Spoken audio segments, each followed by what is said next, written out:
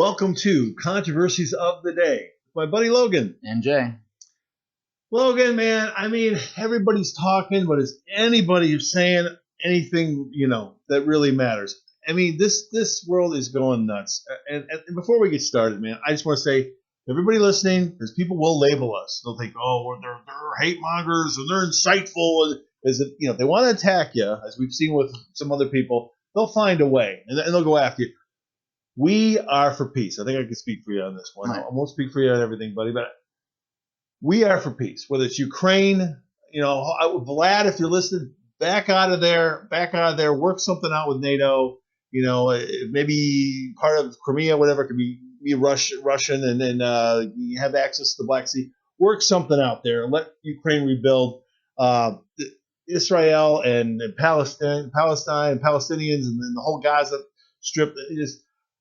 We want peace, okay? Now, I know there's a lot of people of a lot of different angles who want that too, but, buddy, it doesn't seem like we're in the season for peace, does it? No.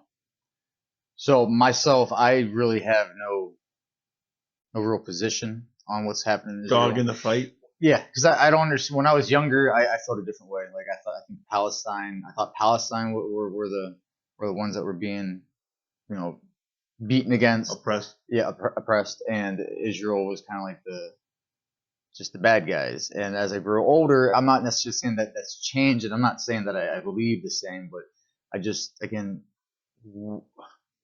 where does that help us? I don't think there's any real. There's no reason for us to be a part of this. Like I just that's what I think. And yet we are, and yet we get involved in everything. And President Biden, as of this filming, he wants 106 billion, a billion here, a billion there. Before you know, we're talking real money, right, Joe? He wants it for Ukraine and Israel. I don't know who gets what. I think Ukraine's got enough, plenty. I hadn't heard that. I heard when he was on the plan, they asked, or maybe it was actually during his speech over there, he was talking about 100 billion to Gaza, the people of Gaza on the West Bank, or something of the sort. I think it's overall between the two, and I don't know how it's divided up. You'd have to look into that. Maybe in the next program we'll get back to some devil in the details, but there's plenty of devil to go around today. I mean, have you seen this, man? City councils and college campuses and various protests all over the country. It just reminds you that the world is getting smaller and smaller all the time. I mean, I think a lot of Americans are like, oh, I'm just doing my thing, living in my bubble. I don't care about that. Oh, they're all nuts over there. They've always hated each other. Oh, I'm with your sentiment. I get it, but I don't know. I just worry that there's a lot coming right here in our own backyard if we're not careful. Well, it's kind of silly that with Mayor Chicago, they said they stood with Israel. I think it's a dumb thing, the one that's more division. We don't have a foot. I'm not trying to take away anything that what happened is bad. What happened was horrible, and Israel completely has the right to defend themselves. To any which manner they think, because again, we don't have a dog in that fight. It shouldn't really matter to what we say about it. Conventional wisdom would say Israel is our main ally in that region, in the mix, but at the same time, who's funding Gaza or who's funding Hezbollah or Hamas? We're gonna get to that. So I don't think that's a fair argument. I don't think just because of all the nations, all the countries over there, no one else has Israel's back. I mean, there's not one country has the interest to keep Israel safe over there. Like, they don't have allies over there? I mean, that's a real question. Do they or do they not? Like, do they have allies over there? I mean, some treaties and peace agreements have been signed over the years, but I get what you're saying. What about, the rest of the world? Who else supports or who likes Israel as much as we would? Yeah, and it's interesting you bring that up because even prior to the recent tensions we've had, Russia and China have not always been on Israel's good side or vice versa. Mm-hmm. So, yeah, we've definitely had some tensions that are long brewing and stewing underneath the surface. Now, we're gonna deep dive a little bit here today, folks. And just a heads up, okay, if you're oversensitive, if you can't handle the truth, like Jack Nicholson's character said in A Few Good Men, this might not be for you. Yeah, no, I know. Logan and our producers want you to hit the subscribe button, and we want your views. But today we got to be grown-ups, okay? I love to goof around, love to laugh and be goofy and joke around. This is some serious stuff. And unfortunately, ladies and gentlemen, I feel this is all attached to bigger and bigger things. And we, as a country, United States of America, we may get pulled into this whole thing. I don't want us to. I know you don't want us to. And plenty of people out there from various political persuasions don't want us to. But I don't know, folks. looking at the landscape here, this isn't looking good. This is not looking good. Logan, I like to do a little bit of history here. First of all, Jordan Peterson, someone that I think both you and I admire a great deal. He had Bibi on. Bibi is the nickname for the Israeli Prime Minister, Benjamin Netanyahu.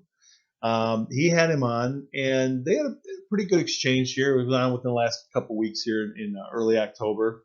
Unfortunately, after October 7th, obviously, the horrible events that took place. And Bibi gave, of course, a short but pro-Israel history.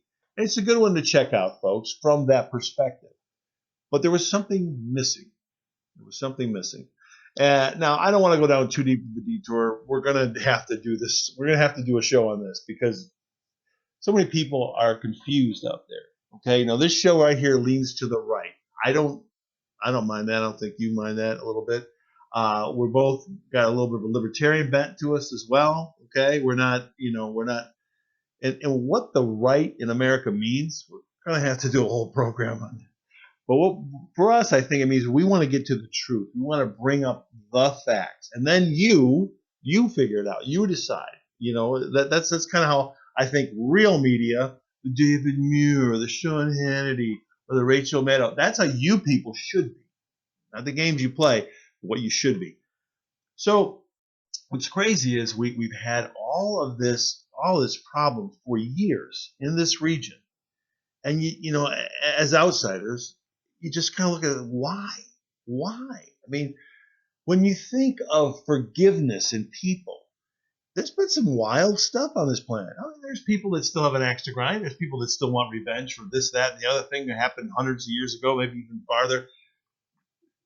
But you look at Japan and the United States of America. I mean, we drop a couple atomic bombs there, kill hundreds of thousands of people, and a few decades later, they're selling us Toyotas. I mean, it's crazy. I mean, but it's true, right? All of a sudden, Japan's our ally. I mean, we bombed them, we made them submit, and then we rebuilt them, and they're our ally. Okay, and then of course, we're on good terms with Germany. We're on good terms with England now. We have history with all these countries. I look at the Polish people. I look at Poland and think of the history of just World War II. You think, wow, if you're Polish and you didn't like Germans or you didn't like Russians, gee, I could get it. The Poles, very forgiving people. But yet this region here, the ancient land of Judea, formed officially the country of Israel in 1948. It's been nothing but problems all these years, and it's crazy. So that brings a point that doesn't get talked about much, and that's what this guy, a real righty, a real one. We'll get into that right wing, left wing thing on a future episode, folks. But this is a real one. So we're going to talk just briefly. Jordan didn't bring this up with Bibi, and I not that he would have. I didn't think he would have, but I'm going to mispronounce this, everybody. But it's like Netrei Karta. Netrei Karta. Now, what is Netrei Karta? This is an ultra conservative, ultra religious group of Jews. They have existed for a very long time, and they wear some interesting hats and a lot of interesting garb. They are in New York. They're in London. They're all over the world. They are not Zionists. Okay, they are not. And one of the biggest, if I can get one thing through to this show today, Logan, is, and I'm not the first guy to say it. I just want to make sure it gets said because so many people don't get it. Not all Zionists are Jews, and not all Jews are Zionists. Hope everybody. Maybe I'll say it one more time before we part today. But this group, they've actually been big protesters against this part of Israel, the whole creation of Israel, because their religious belief is that when the Jews were exiled, that was God's will, and the Jews shall not have the land again till Mashiach, Messiah, if you will, comes. Not returns. That's more of a Christian thing, but till Messiah comes. So, maybe you go, oh, they're a bunch of religious nuts and whatever, a bunch of zealots. But what's fascinating, Logan, to me, is you got these people there are atheists. Oh, there's no God, there's no devil, blah, blah, blah, blah. Okay. But has there been peace in a consistent manner and constructive manner in that region since 1948? And I think the answer more or less is no. There's been hotter periods, but war, but there's never really been a real peace. No. Sad. Very, very sad. So we have that mess of a situation. And part of the whole reason was World War II happened and the Holocaust, and there was the whole idea, well, the Jews need a homeland. The Jews need a homeland. And yet, like you say, they're end up surrounded by countries that don't exactly get along with them too well. Some worse than others. And what a mess we have. And then it gets even more fascinating because, in a weird way, I don't know what these Natra Carta guys would even say to this one. In a weird way, and a lot of people don't talk about this, the United States of America is kind of the new Zion. The Jews have done very well here. There are a small number of people here. They're like 2 or 3% of the American population. But make no doubt about it, America, and I'm not saying this in a good, bad, I guess I'm saying this in otherwise type way. We are looked at as a very Jewish country. I don't know if you know this, but if you go abroad and people talk about America, they say they will mention America with the Jews. Sometimes that's said in a bad way, an anti-Jewish way. People in Europe, for example, they know this land is, Jews have done very well here. It's a fact, good, bad, or otherwise. That's a fact. So I just want to throw that out there as well. And I guess, Logan, and I'm talking maybe a little too much here, buddy, but I guess what drives me nuts, and maybe you and a lot of Americans, of Democrat, Republican, Independent, whatever you are, the money, and this is what I plead to everybody, all the leadership over there, here, the money that has been involved, that we have given as foreign aid to Israel and all of the neighboring countries that hate them. Well, some of them hate them. All of them. Can't the money buy the peace? This is my other big point I want to make today. You think of the money, man. This is nuts. We got these young people in Israel. Many got killed. Then we've got many are in the service there. Then you got all these young people in Palestine. Well, Palestinian people in Gaza. And they weren't around. They weren't born when maybe their great grandparents were, but when Israel was made a country in 1948. But yet they must have been born with, okay, this is bad. This side's this side's that, and it's just festers, and every once in a while, here we are. Here we are, my friend.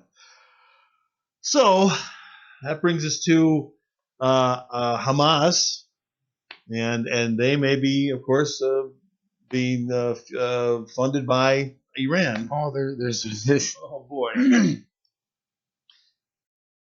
It's funny that people want to sit there and complain. Anyone who knows what's happened, we unfroze $6 billion in assets to Iran for some hostages, political prisoners, or some nonsense. I don't know anything about it other than we unfroze money. And then the very next day, these attacks happen. It's funny too, because I want to say there has been a few talking heads on TV, or in the media rather, that had said all bad things are going to happen if we do this. And sure as shit, it happens, and everyone wants to start pointing fingers. But the funny thing is, $6 billion, yeah, that's a lot of money. But to say that people don't want to sit there and say that we're funding both sides. Yes, we give tons of money to Israel. Again, why I don't know. To defend themselves, that's a crazy budget for a small country. That's been part of it. But in any case, so and it was just real quick on that one. Like a lot of foreign aid, a lot of people don't understand how foreign aid works. we give it to these countries, and then these countries buy a lot of American company things. Mm-hmm. So it's kind of a whole thing, and then those companies, of course, give the politicians their campaign donations. There's a bunch of this going around. Oh, that's anyway, what, just real quick. That's what I was gonna say. But you talk about bringing money into giving money and bringing peace. Well, money's not made for peace. Money's made by weapons. That's what, especially over in that region of the world. Anywho, so they sit there and complain about that possibly we're double funding. We're funding, Israel, and then we're funding Hamas or Hezbollah or whoever through Iran, because all of a sudden this shit happens and they're like, oh, look, see, here's a smoking gun. Today I saw a YouTube video. I showed you real quick. It was on Fox. I can't think of the guy's name. Larry Kudlow. Yeah. So he's a big deal. He worked for Donald Trump as well in the Trump administration. So I did not know these numbers were this big. Yeah, so this is interesting to me, and a lot of people need to look at these numbers here, folks. So you have before Trump left office, because of sanctions, heavy sanctions that Trump had put on, his administration put on, it's $6.5 billion total sales to China. Now, granted, these are all numbers just sold to China, but look at that. That's a scary set of numbers.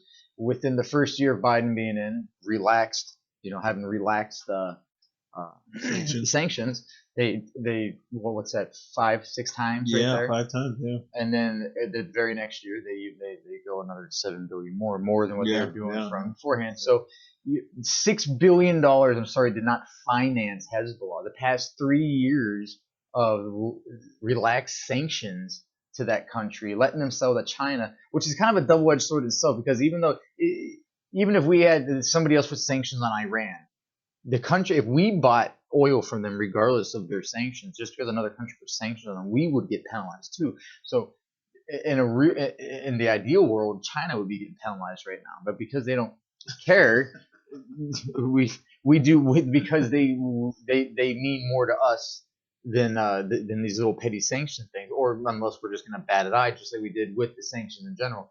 That 3 years and $30 billion, or we can call it $60 billion in 3 years, that's what funded your guys' little attack, which, I don't know if we talked about it before. I don't know if we had this on the last show or not, if this had happened yet, but again, I would imagine the intelligence office for Israel, like their Pentagon, Mossad, that they have to be maybe third in line as highly funded, next to like maybe Europe or something, or England, UK, what have you. M16, yeah. And so how the hell you're telling me out of nowhere, paragliders and dirt bikes caught you guys off guard, and it took hours for Thanks for bringing this up. It blows my mind. All this stuff happens. Me too. How did this shit happen? How did this happen? It makes absolutely no sense from either side. But you want to sit here and but Biden just wants to give billions away. Yeah, you're blaming the wrong thing. You're looking at pocket change. $6 billion is all that got released. In 3 years, $60 billion went to this country, and you're telling me none of that got. And we're going to send another $100 billion or some sort of portion of that's going to go to Gaza for. Yeah. Okay, really? How much? They've already had stories, tons of stories about money and weapons and all kinds of stuff going to Ukraine. 70% of it's not even freaking making it there. I want to say it's 70% of the money that's actually getting sent to these places aren't getting actually there. They're going to grease pockets to whoever wanted this money to begin with, or is pushing this. You guys, we have to stop being so naive. When they start talking about sending money to these countries, we should be jumping up and saying no. People should be making phone calls, flooding. I mean, we should have, the DDoS attack. Or we should be heavily just winding up our infrastructure, our communication system so heavily not to do this. This is insane. All that money could be spent here. Imagine what it could be done here. If you want to talk about reparations and inequality, hey, how about our own tax money back? That'd be awesome. Mm-hmm. They make life a lot better for a lot of people in this country. In any means, I don't care if we're just going to give every jackass around a couple $1 million. It's better in this country than outside this country to people who don't care about us. again, we're sending it over to where the majority of these folks are going to get it. Those numbers right there is insane. This is where we need real leadership. All this money, it's not buying the peace. We're not negotiating things very well. I don't know if this is going to come back to haunt Benjamin Netanyahu. There was a lot of political inner turmoil in Israel going on most of this year. A lot of people don't know that. Maybe Israel is going to be more solidified as a culture and as a politically minded, or maybe Bibi's inner enemies in his own political realm in Israel. Maybe it'll be beneficial to them because there was a lapse of security here. For sure. Oh, for sure. It's very bizarre, very weird. But I mean, accidents happen. I guess we got jumped on 9/11, though. The whole other side of that, there's another conspiracy. So it kind of lines there. And it's funny that the 9/11 reference comes up because there's been so many talking heads that have made that same comparison and telling Israel not to jump the gun and just go balls to the wall and just attack. Well, look what happened with us in Iraq. So you guys are gonna have a 20-year war with Iran, because that ain't gonna happen. This is the first time Iran officially dumps on you guys. We're getting involved because apparently we're the only ones that will stick up for Israel, even though all the money and whatnot we give them, you'd think they'd be able to, I don't know, defend themselves or buy some friends something. I mean, hell, if you pay me enough money, I'll change my tune too. Everybody's got a price. Oh man, it is nuts. It's nuts. And again, Iran is very connected to Russia also, and so that's always been my fear. Israel and Iran will get into it, and then we'll be on Israel's side, and that the Russians will be on the Iranian side, and then we're going to go to World War III. But like you said, there's even more to it than that, because the Iranian Chinese situation, and then one of the craziest things, ladies and gentlemen, in this past, I think it's like the past year, you brought this to my attention. And again, it hasn't gone away. I'm not saying they're complete buddy-buddy yet, but this has been very historic. The talks now that have gone on this year between Saudis and Iran. It's crazy. I mean, boy. So you had said that the other day when we were talking back and forth. I don't know who would. So Biden, got on a plane with Israel. Before that trip was planned, he was supposed to go over and talk to, I don't know what nations over there, but it was, right. So he put that on hold to go to Israel. So I'm wondering, like, the people that he didn't go see, like, and I don't know who it was. This might be nothing, but could he have possibly pissed off some people, like upset some people by stopping that? I mean, or is there some kind of like international kind of thing between nations that if something like this happens, everyone's kind of cool about it? Okay, yeah, go see them first, and then you come. Like, I'm just curious of what kind of foreign relations we just kind of pushed off just to make an appearance over in Israel. I find it funny too that Biden likes to go to Israel for something like this, but when we have our own little catastrophes that happen in this country within our borders, it takes him weeks, or he doesn't even show up. Like the border. Once you've been to the border, that's supposed to be a big problem. But he'll run over to Israel. Kamala's going to take care of that. Don't worry, Logan. Kamala's got it. This whole thing just smells bad. That's all I'm getting to. It just smells bad. It does, and this is where we need real diplomacy. I don't think Tony Blinken's the right guy, and Lloyd Austin's also someone I don't look at with much respect. We're going to talk about them in another show. And a little investment group called Pine Island. I got that quite right or not, but we're going to talk about that in a future show. So we'll tease that a little bit, or if you want to look that up yourselves, do your own little investigation. You think conspiracies are things that people make up in their heads. The world's very interconnected, and there's quite a web out there. So again, that's Tony Blinken, our Secretary of State, and Lloyd Austin, a couple of people involved in the Joe Biden administration, and you might want to look at this Pine Island, what they've been involved with in the past. Thinking of our future.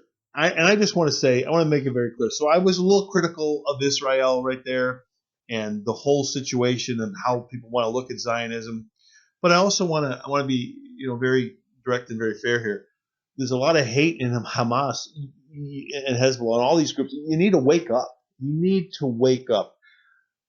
So let me just say, I know someone who they're not family member. Let's just say that not with us anymore. And they actually gave money years ago to the PLO. That's Palestinian Liberation Organization. And their leader was a very charismatic, very colorful guy named Yasser Arafat. You can look this guy up. You can look everything up I'm about to say, folks. When he died, and again, all this money was coming to him. I think even U.S. tax dollars went to him. Again, the exchange of money from the United States and others to the entire region, not just Israel, but all the people involved here. We're talking billions and billions over time. Again, why it's not buying the peace, I don't know. But anyway, Yasser Arafat, when he died, they found out his kids and his family lived in Paris, France, all this crap. This guy was worth like $4 billion. He was siphoning off all this money. Okay, you Palestinians and pro-Palestinian people, look into that a little bit. Okay, corruption sadly abounds. There was another one too before or after him. I think before him that was pretty bad. I can't recall his name though. I mean, the whole situation, it just reeks, folks, and we really need leadership here in America. We need real diplomacy and someone to go over there, really make some deals with these people to try to calm, like you say, calm the stuff down. Okay, that's what I want. I think I can speak for you, Logan. That's what we want. When I see people get all riled up here in the United States, the college campuses and the city councils, I'm like, whoa, hey, we got our own problems here at home, folks. That's where we need to be addressing for our own leadership, for our own tax dollars, right here at home. But in the vast scheme of things, I mean, I think I see myself as more pro-Jew, and we'll even tease. We may do a whole show on the Jews someday. That could get us in all kinds of talking about controversy. We'll have a lot of fun with that. I think there's a lot of misunderstandings out there. I think we need to try to clear as much of that up as we can. But I want to make sure people understand this program here, we are for peace. We want the Ukraine thing to stop. We want the violence and the bloodshed to stop in the Middle East. And there's been stuff all over the world. There was just a coup in Niger over the summer in Africa. Not a lot of people talking. Our media didn't talk about that much. People died there. Oh, there's some conflict with Armenia and another country. Oh, and Azerbaijan. Yeah. Well, so we don't want that to get any worse than it is. There's a lot of things brewing and stewing. China's been just poking at the whole Taiwan situation. We got a lot of things going on here, folks. If you're not a spiritual person, and I'm not telling you to give us any money or to believe in this religion or believe in that one, because that's the other really curious thing too. Jerusalem, for example, in Israel, to the Jews, to the Christian, and to the Muslims, that's a very holy place. Anyway, I hope you maybe you'll think a little bit harder, folks. Cause I got a bad feeling. Logan, that hell is coming to Frogtown. Okay, that's an old Roddy Piper B movie. But we should be more concerned about the borders. We should. Fentanyl. This is fentanyl alone. Where did this come from? I'm not worried about that. I'm worried about all these refugees coming. Oh, okay.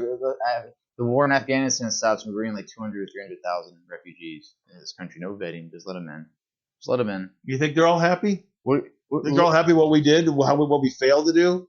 4 presidents and how many trillions? Mm-hmm. Well, look what's happening with Egypt. Egypt and Jordan both are doing this. They're not letting people in they're not letting Palestinians in. They don't want them in because you don't know they're so embedded with terrorists, or that's the fear. I mean, technically, isn't that how 9/11 kind of happened to us? These guys kind of like were their visas, that's the green story, cards. Of course. But yes. What happens if all these there's another crazy number. It's like whatever program I was watching, they had a breakdown of how many immigrants from what countries were coming over. It was like Syrians. It was like 60-something, 40,000 Syrians in the past, like whatever time frame they gave you. It's giant numbers like that. A lot coming from the Middle East, a lot Chinese. Are we not worried about this at all? And these are all military-aged young men. Yeah, all young men. Yeah. Like, should we not be worried? Yeah, I'm not saying something's going to happen tomorrow, next week, next year. Then we're xenophobic if we ask those questions. But 9 years from now, when everything looks like it's going good, and then someone just receives that call, again, $60 billion in 3 years, and you wonder how that happened. So what, folks? If I'm being an alarmist, if I'm being a goofball, No, this isn't alarmism. We should be concerned, very concerned. I'm not worried about 9 years from now. I'm worried about right now, my friend. Going forward. I see the next 2 years as being very, very bad. Now, I would love to be wrong. You and I next spring do the show, and this is going well, and the economy's doing good, and there's peace now, and Russia pulled out of Ukraine, and NATO's working it all out, and everybody with Palestinians and Israelites are all working it all out. That'd be beautiful. And I'll come out and say I was just a worrywart. I was an idiot. I love to come out here and say that. I would love it. I don't think we'll have some massive conflict with America directly into it. I think this will be, again, we're feeling between China, Russia and Ukraine, China and Taiwan, and what's happening now in the Middle East. I really think this is just either a very convenient timeline of this just happenstance to happen, or this was plotted out. But regardless, it's all this, I think, is just made to fill that void that was Afghanistan. That's what I think it is. You see Warhawks like Haley fighting for it. Yeah, I know. Lindsey Graham. You see this little jerk off? Oh, he would become president in 2016. We'd already be in World War III by now. Lindsey Graham. I haven't done my Lindsey Graham yet. I do declare. I thought he was like some little queer Southern guy. He was but kind of gay Forrest Gump. But I'm a Warhawk. I was in the army. Logan. Tell you, I'm a little hawkish. I am. That guy. Why won't I retire either? I don't know. We just have too much fun here, me and Mitch, and of course Diane's not with us anymore. So it's this world's going crazy, man. Oh God, no. So folks, they're on the right. Well, they must like Republicans. Stay tuned if you haven't caught on already. No. We don't leave any stone unturned. I think we want to like some Republicans, but there's a whole bunch we don't trust them as far as we could throw them. So you think we're just anti-Democrat? No, think again. Across the board here. This is a very independent-minded. A term that I've been hearing a lot lately is the fourth turning. Yes, the fourth turning is coming. A lot of people are talking when they talk about either with the finances, which is something else. The next show we should do shouldn't be about this because all kinds of craziness happen with money and finances and ESG and all this jazz. Anywho, oh crap! I forgot what I was going with that. Fourth turning. Yeah, they bring it up. There's a major reckoning coming. There's something big's about to happen, and that's not alarmism. That's you can almost call it a historical fact because there is a very kind of clean schedule of how this goes. So. We brought it up before. We'll just do it real quick. So, folks, it's like 80-year cycles, basically. So you had the Revolutionary War. We had the Civil War here. Then you had World War II. So if you do 80-year-ish from there, we, the United States, should be involved in another crisis. Now, we just came out of COVID. We obviously, have little wars that have been going on. And we had the financial crisis in 2008. But if this fourth turning stuff is real, again, Neil Howe is the author of that. He's living. William Strauss has passed. Neil has another book out called The Fourth Turning is Here. Again, we don't get anything a part of that. Neil, love to have you on the show sometime, Mr. Howe. We'd love to have that. But he just feels that there's more of a crisis coming in the 2020s here. Some people think we're going to come out of this and have a great time in the 2030s. Let's not get ahead of ourselves. And people can laugh, and Logan, but I got to tell you, for me, man, I mean, this is almost like a religion for me right now. I'll be honest with you. Not quite, but close. However I think of anything in my own life, I'm kind of looking at what if a big crisis is coming. And just to give you another scary example, I mean, you've got Congresswoman Marjorie Greene Taylor. She's blaming the Secretary of Defense for not getting enough recruitment. There are other forces out there. Vivek Ramaswamy already saying, "Oh, we need a draft. We need to, have 2 years of mandatory service." Which countries like Israel and Egypt, they have that. Many countries have that. I'm not saying I'm for that at all. I'm just saying, folks, these plates are spinning in the air. It's not just a couple wacky guys on the internet trying to have a little podcast here. There's a lot of things dancing around the air. So the fourth turning, we will come back to that. Hopefully, folks, hopefully we've seen the worst of it. But Logan, I think the worst is to come. I'm sorry to say. Oh no, it's gonna get worse before it gets better. I agree. All right, thank you so much for joining us today, folks. And again, peace. And as the Jews would say, shalom. Have a good day.